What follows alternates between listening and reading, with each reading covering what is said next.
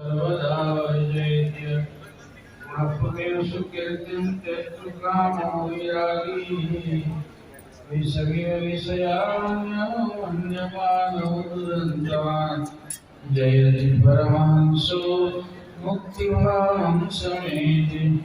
नमो नमस्ते गुरवे महात्मने विमुक्तसंगाय सदुत्तमाय नित्यादयानंद सत्स्वरूपिणे भूमने सदाधार दयालुना।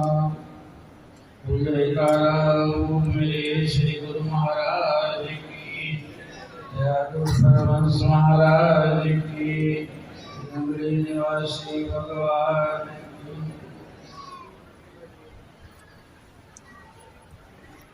इस महत्वपूर्ण अवसर पर देश के कोने कोने से पहुंची हुई अपार संख्या में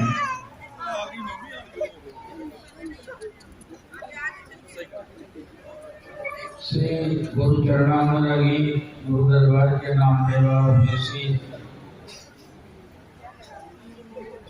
सज्जन मंच पर आसीन सम्माननीय संत समाज, साध्वी माताएं बहनें, आज ये देखकर ऐसा लगता है इस अपार भीड़ को कि रहमत की का कितना बड़ा खजाना लुटा रहे हैं सरकार आज के दिन को।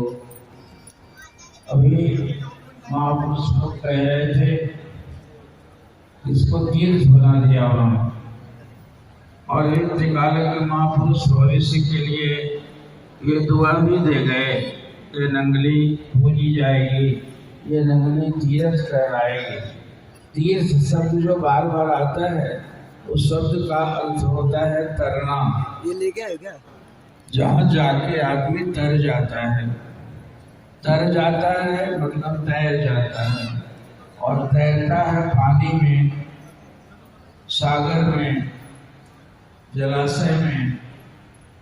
तो हमें कौन सा चीज तैरने के लिए हम यहाँ आए हैं?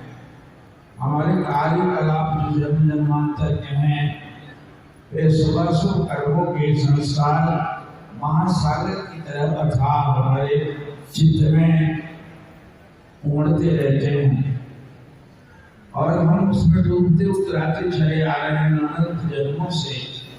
इन महापुरुषों के शरणों में आते ही वह जलाशय जैसे सूख सा जाता है।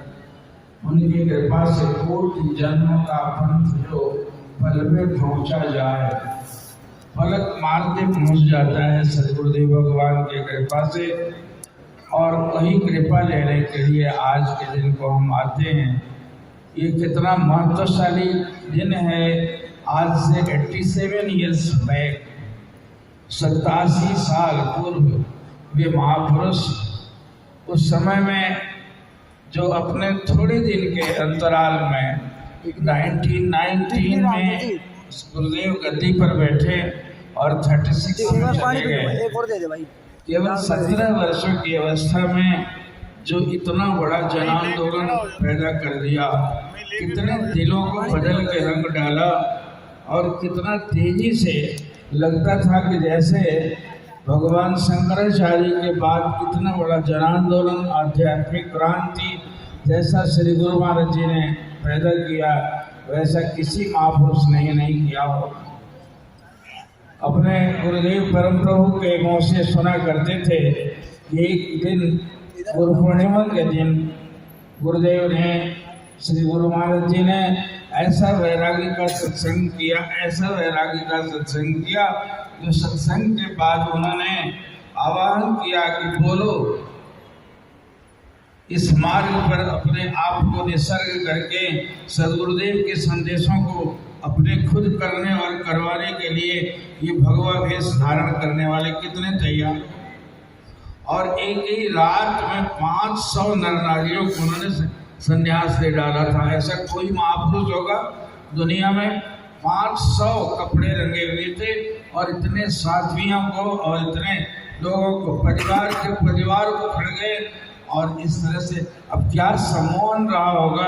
हम सुनते हैं ग्रंथों में कि माता लोग जाती थी तो अपने आंचल दे के अपने बच्चे को मुंह पर ले जाती थी कि ये कहीं महाराज को लगा कि ये क्या बात है, बच्चे को मत्था तो टेकवाती है लेकिन उनका मुंह ढका होता है। तो धीरे धीरे पता चला उन्हें कि उनको देख लेंगे तो ये विरक्त हो जाएंगे, आगे जाके घर छोड़ के साधु बन जाएंगे। तो इतने और फिर उसमें से एक बड़े बड़े जोगी, तपस्वी, प्रचारक, विद्वान, तत्ववेत्ता, महापुरुष पैदा हुए। सदगुरुदेव के गुरुदेव महाप्रभु परमहंस दयाल जी ने कहा था कि बाबा स्वरूपानंद जी के 10,000 से अधिक शिष्य होंगे, जिसमें 500 तो बीज पैदा होंगे और उनके कितने फल फूल लगेंगे जिनका कोई शुमार नहीं है। आज हम उसी फल फूल के रूप में दिखाई पड़ रहे हैं यहाँ, और यही नहीं पूरी दुनिया में फैले हुए हैं उनके अनुयायी, उनके नाम लेवा, और ये आशीर्वाद फलित हुआ। उन्होंने कहा था कि उनके उन अनुयायी शिष्यों से भी जो नाम उपदेश ग्रहण करेगा उस पर मेरी दुआ होगी, मेरा आशीर्वाद प्राप्त होगा। ये आशीर्वाद का कितना पुष्ट बीज था परमहंस दयाल जी का कि एक से अनेक अनंत बन गए, और उसको सत्पात्र बना के सदगुरुदेव भगवान को किस तरह से गढ़ा था, किस तरह से किया था, आप सबों को पुस्तकों से पता है। ऐसा कि एक संकल्प से बैठा दिया और 13 वर्षों तक गुरु आज्ञा पर हिले नहीं। ऐसा संकल्प हीन जैसे ही होगा तो कुदरती सारी शक्तियाँ उसमें स्वाभाविक उतर आएंगी। यही परिणाम हुआ कि महाराज उनके तपस्या से इतने प्रसन्न हो गए सदगुरुदेव कि उन्होंने बुला के कहा कि अब कह दो, उनको और तपस्या करके शरीर सुखाने की आवश्यकता नहीं है। नानक कहो तो नानक, कबीर कहो तो कबीर, और राम और कृष्ण की उच्चतम आध्यात्मिक ऊंचाई को प्राप्त करके बाबा स्वरूपानंद जी पूर्ण महापुरुष हो चुके हैं। ये सदगुरुदेव का रिमार्क था, ये घोषणा थी। अपने टेस्टामेंट जो अंत में उन्होंने अपना वसीयतनामा लिखा है उसमें खोल कर लिखा है कि ये सब पर जाहिर कर दिया जाए कि महाराज स्वरूपानंद जी मेरे आध्यात्मिक उत्तराधिकारी होंगे। और इस तरह से किया कि ये परंपरा कितनी दूर दूर से किस तरह से चल रही है। हर जैसे संन्यास के लिए, गति मुक्ति के लिए इतना बड़ा महान होता है, जैसे तालाब में कोई डिंगी होता है, कोई नैया होती है, उस पर चढ़ के पार करते हैं, और एक बेड़ा होता है जो मीलों में पसरा होता है, और उस पर जहाज और मोटर गाड़ियां भी होती हैं। कितना वैसे ये महापुरुष समय समय पर वो भागवती सत्ता के अधीन ये बेड़ा बन के अवतरित होते हैं और अनंत लोगों को अनंत जन्मों तक पार करते रहते हैं।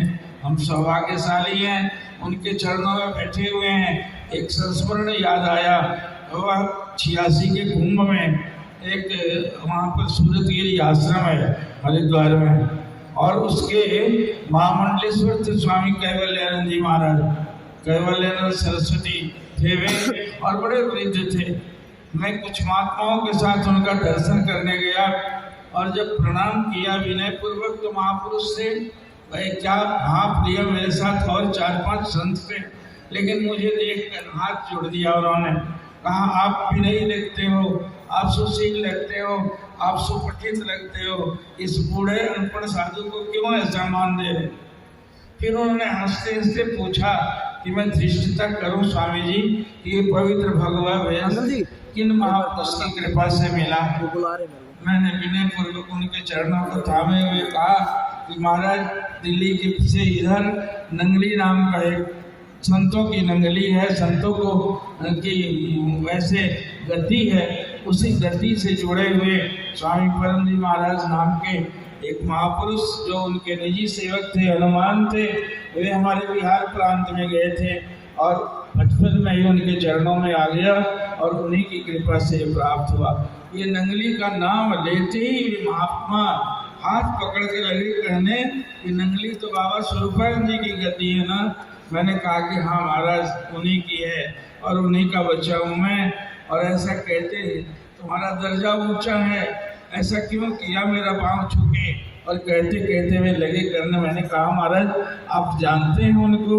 उन्होंने कहा सन 24 में लाहौर क्षेत्र में मेरा जन्म स्थान और मेरे गांव आए थे वे उस क्षेत्र में। तो लगे कहने कि वे महात्मा नहीं, संत नहीं, वे तो अवतार थे बेटे, अवतार अवतार। कहते हुए कहे कि मैंने देखा था, बच्चा था मैं, लेकिन मुझे याद है कि जब उनका प्रोग्राम होने को होता था तो दर्जन भर युवक तेजस्वी साधु घोड़े पर सवार होके उनकी व्यवस्था देखने आते थे कि रंच मात्र की कोई कमी नहीं रह जाए। इतना अनुशासन था। और उस व्यवस्था को देखते, जिस रास्ते से वे गुजरते थे वहाँ खूब छिड़का गया होता था, इत्र से सुवासित किया जाता था। दोनों तरफ से उनके महात्मा सन्यासी और सिर पर पेट्रोमैक्स लिए हुए, उस समय बिजली का समय नहीं था, दोनों कतार में खड़े होते थे। प्रणाम करने का भी एक तरीका नहीं कि धक्का धोकी कोई करे, एकदम एक पंक्ति से प्रणाम करते थे और उधर से वे गुजर जाते थे। बेटा सेना के किसी ब्रिगेडियर के यहाँ भी उतना डिसिप्लिन, उतना अनुशासन नहीं होगा। इतने बड़े महापुरुष और अवतार थे, तुम्हारा दर्जा इतना ऊंचा है, तुम उनके बच्चे हो, ऐसा मेरे मुझे कहने लगे। मैं बात में भी कई बार मिला तो ये महापुरुष देख कर बताए आपको देखा हाल था बेटा। तो ये कमाल था उस समय, कैसा रहा होगा। लेकिन तो अपने गुरुओं के मुख से सुने हैं, उनका बोलना, उनका हंसना, उनका सुधारना सुना होगा। उस कहानी को मैंने प्रभु से सुना था कि एक वैसे कोई बड़ा घर का आदमी वो आगे सेवा में लग गया, साधु बनने के लिए आ गया और महाराज के थाली भोग भी ले जाने लगा, इसलिए सेवा में आ गया। प्रेमी दिखता था और देखा गया कि उसको अफीम खाने की आदत थी, बड़ा आदमी था और उसको अफीम का नशे के बिना न रह जाए। और उसमें से एक कटोरी महाराज की गायब कर दी, उसने चुरा ली और रख दिया। फिर बाद में सुनार के यहाँ जाके उस कटोरी को बेचा तो जिस सुनार को बेचा था उसी सुनार ने महाराज को भेंट किया था कटोरी को। वो पहचान गया तो कहा कि हाँ बस मेरे पास दिए, इसलिए कुछ पैसे मिल जाएंगे। उसने पैसा दे दिया और सुनार आके श्री गुरु महाराज जी को कहने के लिए गया कि महाराज ये आदमी आपके पास आया है, किस ख्याल का आदमी? आग भगत है, आया है साधु बनने के लिए, अर्पण हुआ है। तो उन्होंने धीरे से महाराज को कटोरी दे दी और कहा कि ऐसा किया, इसने जाके दिया था।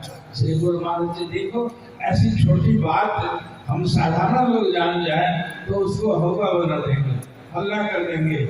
महाराज ने बोला कि देखो मेरे तुझे अलावा कोई तीसरा जानने ना पाए और इस बात को छिपा दो।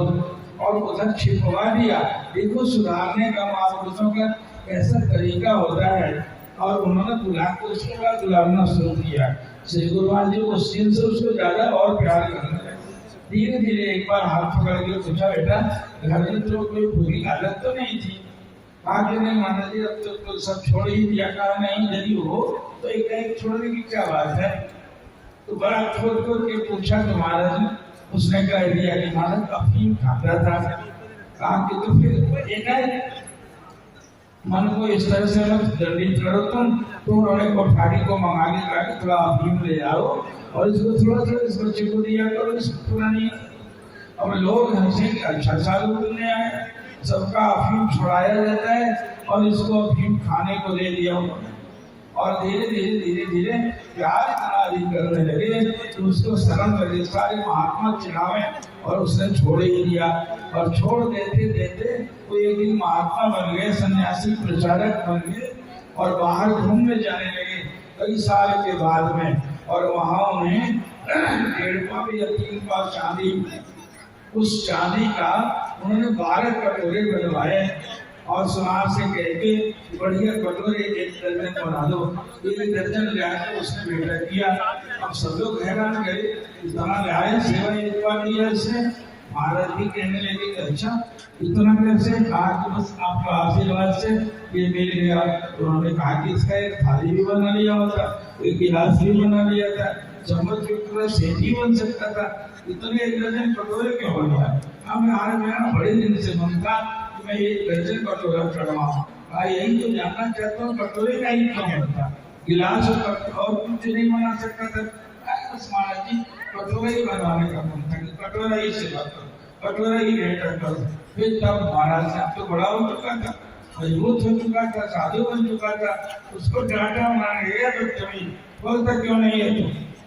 जाहिर कर बैठे और हकीम के सामने अपना रोग नहीं छिपाया जाता। बता तू क्या कारण है, क्यों कटोरा बनवाता? अब रो के कहने की महाराज मैं इतना पापी हूँ, बचपन में जब आया था तो मैंने आपकी कटोरी चुराई थी और आप जितना अधिक प्यार देते गए मेरे अंदर और ग्लानि आती गई। आज भजन करने बैठता हूँ तो मेरे सामने वो कटोरी नाचने लगती है, आपका स्वरूप नहीं आता।